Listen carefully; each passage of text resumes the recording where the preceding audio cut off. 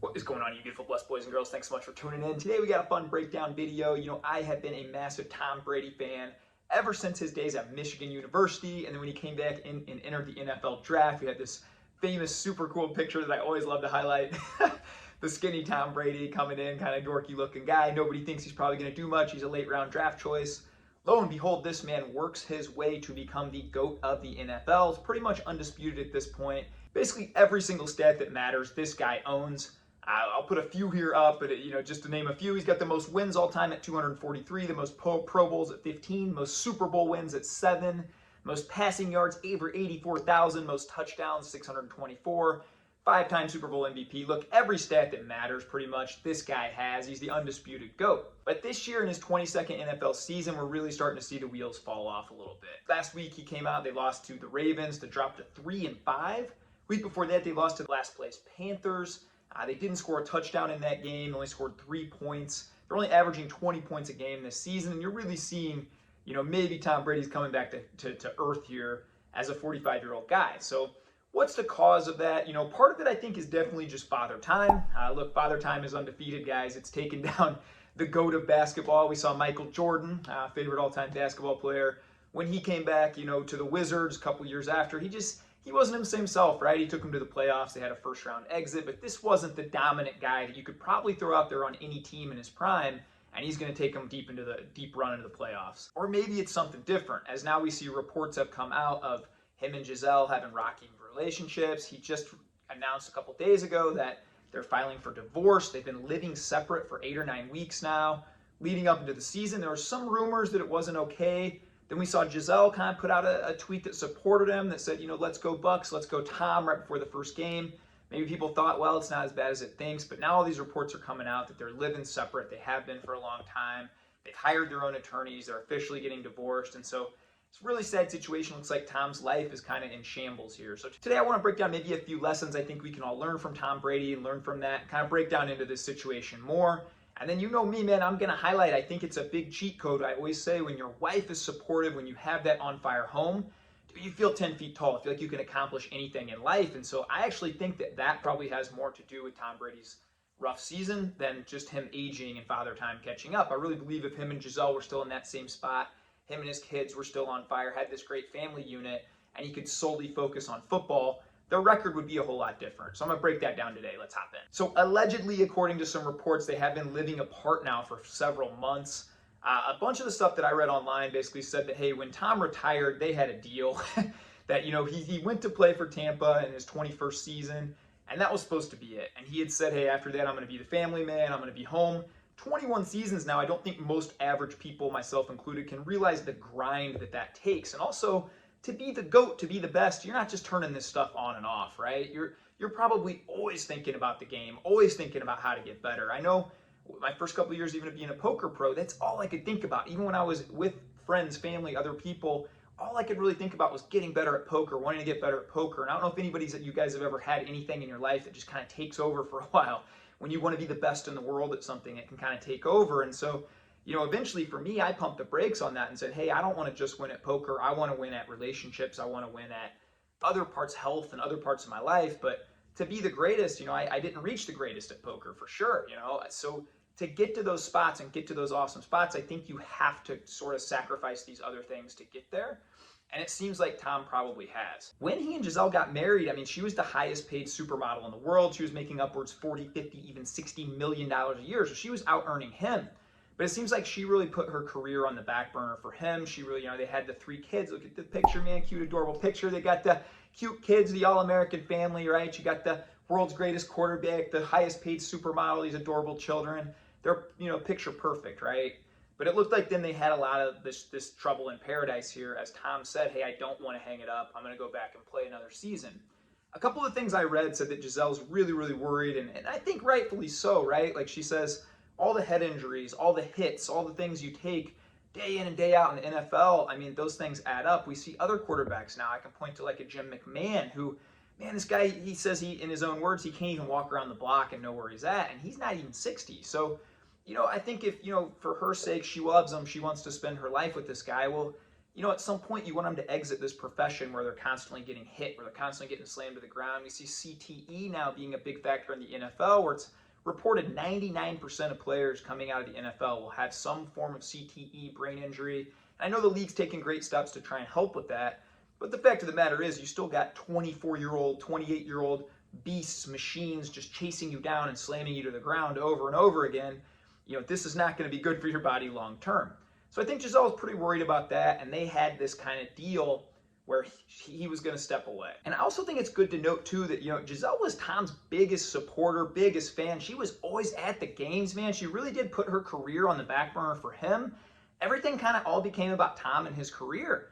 I mean, I even remember I was a big Pats fan back in the day, and when they lost their second Super Bowl to the New York Giants, she heatedly said, coming out when reporters were asking her, she said, my husband can't catch the football and throw the football. She always had Tom's back. She was always defending him, even sometimes to a too far, where Tom would have to have a press conference about it and say, yeah, she's just passionate about it, So it really did to me. I know a lot of guys are putting a lot of hate on her. Oh, put up with it for another year or this or that. But I think anybody that is married in a successful relationship knows, hey, when you guys strike a deal, when you kind of have these things worked out as a unit, and then one person goes back on them or one person goes back on their word, you almost feel like that level of trust is broken. It doesn't just become about the thing. It becomes about all these other things, right? And so I think there's probably a lot of that dynamic going on right now. So fair or foul, we can kind of go either way. Again, I've seen some online hate at Giselle, just telling her she should be putting up with it. She's got Tom Brady, right? You could flip the coin on that and say, well, Tom should be more of a family man, right? Like he's got to do his thing now for 21, 22 years.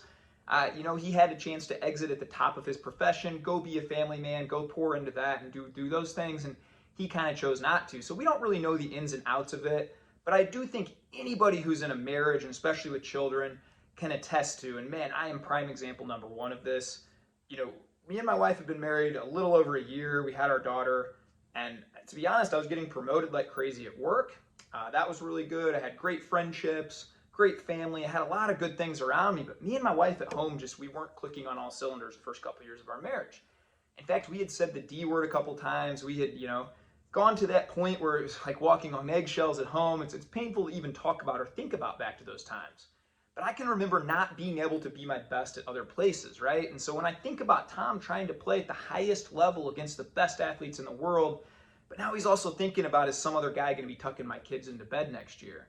Am I going to lose the love of my life? All these things are going to be swirling around his head. And that's why I go back to thinking that has a lot more to do with his performance on the field than I think the age thing does. That I think, again, if you ask married guys, hey, when your wife, she can make you feel 10 feet tall. She can make you feel like you're going to slay dragons. I say this to my wife all the time. Now we've gotten to a different spot in our marriage. And my wife is my biggest encourager. I hopefully try and be hers every day too. But man, she does make me feel 10 feet tall. I'll never forget the day when I told her I want to quit corporate and quit this safe job and go off on my own and do these things. She didn't hesitate. She said, how can I help? That sounds great. Let's do it. And she gave me that self-belief to go do it. And so if you think about Giselle supporting Tom for these last 20 years, always having his back, you're the GOAT, I got the kids, don't worry about it, do your thing, do the extra study session, I got it. Well, then things turn, right? And you start to have these internal fights, you have these battles. You're really going to be studying again, not coming to the family thing. And you probably all your focus where at one point it was on this football. That was the sole thing in your life. Now it's not anymore. Now your head is swirling with all these questions. And so I really think that's a pretty big factor in all this. I also think men's egos are really, really fragile and a lot more fragile than a lot of people think. And, I tell my wife very openly, you do have the power to make me feel this big or make me feel like a giant, And I think I have that power with her too. And nobody else really gets that power in the whole world. If I'm done making this YouTube video, and odds are I put a lot of content out online now, whether it be Twitter with the 87,000 members I have there, teammates, or YouTube or Instagram or wherever that is, people are always going to comment like, bro, I think your hair sucks. I think this sucks. I think that sucks. You're just going to get that. And you know what I do? I go on living my life. It doesn't really matter. But when that one person that you care about and you see in the rest of your future says something that's kind of hurtful, or you think things are kind of deteriorating there, that can really mess with your ego and mess with other things in your life too. I often say women can often magnify and amplify the energy that a man brings into the home. And I think that's why it's so important that men lead in the home, that men keep dating our spouse and really putting our spouse number one. It's great to have an awesome football career. It's great to pursue business and all these, wealth and any of these other things that you want. But I always go back to you have to have a hierarchy of needs, right? And I think, for me, my hierarchy is going to be faith, and I got to start with God first and put him first. Then I got to put my wife next and my kids and kind of go down that line. And once all those steps are filled, my life just tends to go pretty easy. But when you get out of order and you start putting these other things up there that aren't as important, you can really get yourself into a lot of trouble. And I think that's what we're seeing here. So a couple cool takeaways here, that I think we can all have and learn from this situation is, the first is just, man, I think we often all fall into this, myself included. We can look at a guy like Tom Brady, married to a supermodel, beautiful family and kids, worth $500 million, greatest quarterback of all time. And we can feel a little bit of jealousy sometimes where we say, man, I wish I had that, or I wish I had that. I think there was this tendency with Tiger Woods too, or Michael Jordan. But when you look at the GOATs of all these sports, of all these greatest of all time people, you start to realize the cost, what it costs to be that great. Tom could have walked away a couple years ago, a Super Bowl champion in Tampa. He could have proved that he didn't need Bill Belichick. He can do it on his own. He had nothing left to prove at that point. Still holds every statistical category, still the greatest of all time. Nobody's going to dispute that, but he just couldn't walk away after 20 seasons. It was all he knew. He just wanted to keep going. We got a chance to see kind of inside Tom's mind when a lot of his text messages were leaked about Peyton Manning 7-8 years ago, where he was saying, this guy doesn't hold a card to me. I'm going to play X amount of years. I'm going to, and you see this ego. And on one hand, it's good. You need that kind of self-belief and that drive to take you to these levels. But I think at some point you got to be mindful and say, I don't just want to win at this thing. I want to win at all life. And so I'm really big, and I talk about the cost of things a lot of times and the true cost. I think obviously the other big lesson from this is, we just need to prioritize what matters the most. Now I'm big on fatherhood, family, all these things. I could have been promoted many times in corporate and was rising up, and just decided after several years, man, this wasn't going to be my life. I wasn't going to be gone 60 hours a week. I wasn't going to be gone 50 hours a week. I want to be home. I want to be with my family and pour into what really matters the most for me. Now, that doesn't mean that's the same for everybody, but I think we can kind of look at this as an opportunity as Tom's life starts to spiral now, and it really is sad. It makes me sad to see the guy's going to lose his family, have his kids half time. They always seemed like they were just kind of above that, and they were this unit that couldn't be touched. But I think that's also another lesson that all of us need to take from this is that no one's above that. And again, we have this tendency to look at these celebrities or look at these athletes and think that everything's easy for them, everything's handed to them, it's perfect. They still struggle just like you and me every day. And we all make choices every day to, are we going to live the best life here or there?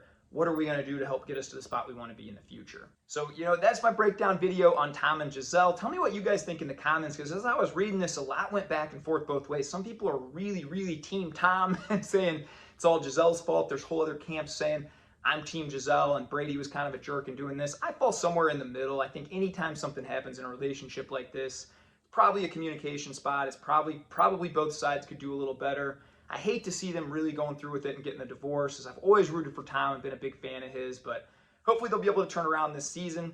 Let me know what you guys think, and go have the greatest day of your life. Thanks for tuning in.